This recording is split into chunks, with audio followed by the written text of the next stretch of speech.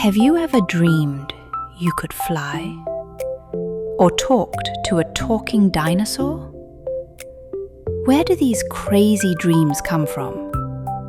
Let's find out. Hi, little scientists. Every single night, when you close your eyes and go to sleep, something amazing happens inside your brain.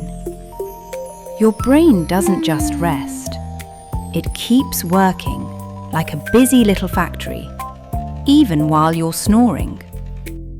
During the day, your brain collects tons of information. What you saw, what you learned, even what you ate for breakfast.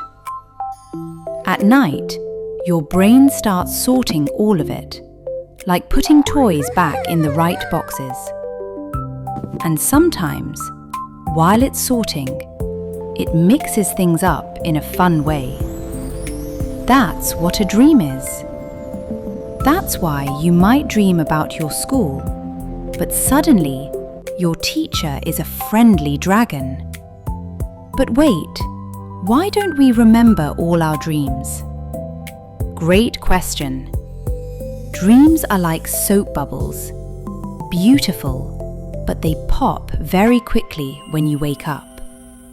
That's why you forget most of them in just a few minutes.